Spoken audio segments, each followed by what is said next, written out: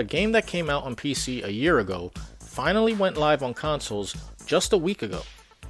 And it's been shut down. Faster than a flying Concorde at Mach 3, Spectre Divide's publisher has decided it wasn't getting the numbers needed to maintain the game. So by the end of the month, the game will be shut down. Aside from the obvious, what with the game looking like Dustborn meets Concorde, its very generic art design and gameplay was just too derivative and came out at a time when everyone already found the game that they want to play. Whether it's Marvel Rivals or Overwatch, The First Descendant, or even the Finals, is that game still around? Nobody has time for all of these games. You can blame the game for being a woke mess, but even some mediocre games lasted longer. Multiverses, as mediocre as most people believe it is, still managed to stay afloat a few years before shutting down. And it's not like it's impossible to make a live service game and be successful. Marvel Rivals proved as much recently. But just as The First Descendant came in with a bang, it wasn't enough to keep the high numbers. People are going to get bored and move on to the new thing. Without something flashy or a gameplay loop that keeps people engaged, it won't last long. Spectre Divide had none of this. Its preview gameplay looked as boring as an asset flip from Steam, and the art design was completely forgettable. How many people even knew this game even existed?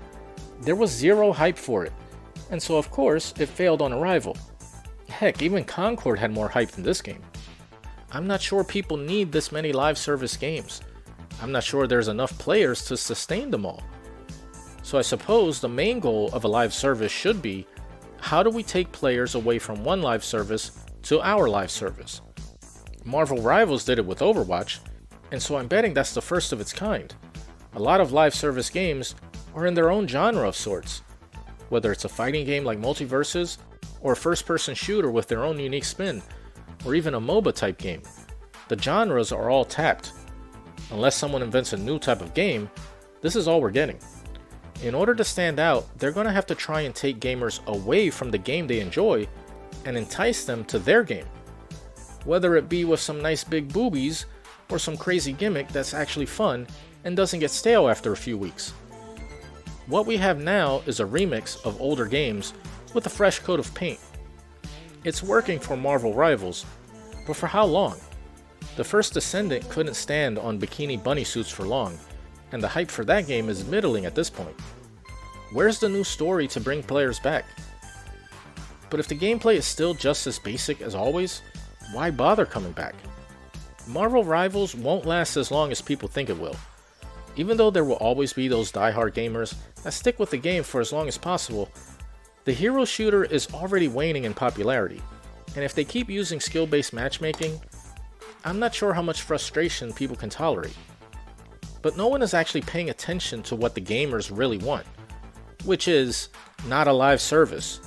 It's great that these games are free, and of course, since you can cast a wide net, you can make a lot of money with it. But when every new game wants to be a live service, even if they're not free to play, you can create a stagnant market, and developers shutting down. Rocksteady learned the hard way, and whether it was their decision or Warner Brothers, making a live service game after the incredible Arkham games was an obvious mistake. Taking bets on what next live service game will be a hit and rake in billions of dollars is costing the industry much more than it's worth. Ballooning budgets just to create a game to flop massively when everyone said it was a bad idea, and for them to double down and call us, the customers, wrong. So when their studio shuts down, it's not like we didn't warn them, but it would be rude to tell them we told you so.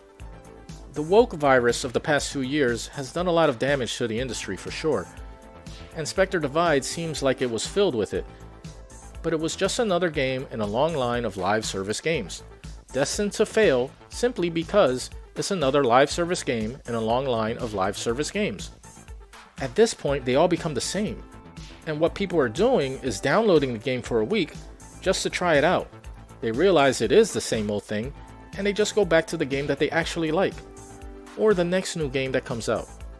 So it's a losing proposition for so many companies to try and make a live service game, when what a lot of people are telling the industry, by numbers and sales, is that we want more traditional games, whether it be a story-based game with an actual ending, or a game that is complete and doesn't have filler just to keep us paying or playing. But people do want multiplayer games, but like how it used to be, a no-nonsense multiplayer where you can rank up by playing well. No pay-to-win mechanics, no paywalls and daily quests for loots, the fear of missing out mechanics. Everyone I know has been begging Sony for a new SOCOM, and I think if there ever was a game that would benefit from a large-scale multiplayer, it probably would be SOCOM. But if they turn it into another live service Dragathon, then what's the point? It will be great at first, but then they'd add so many microtransactions that playing the game would feel like a grind, and more like work than actual fun. And that's why live service is not sustainable. There's way too many of them, and less people are really willing to give a new one a chance, even if it is something seemingly amazing. But what do you think? Can the market still sustain live service, or will there be an eventual shift away from live service if the players of these new games keep declining like it did with Spectre Divide? It didn't even last a week. That's crazy. Anyway, let me know in the comments. Till next time.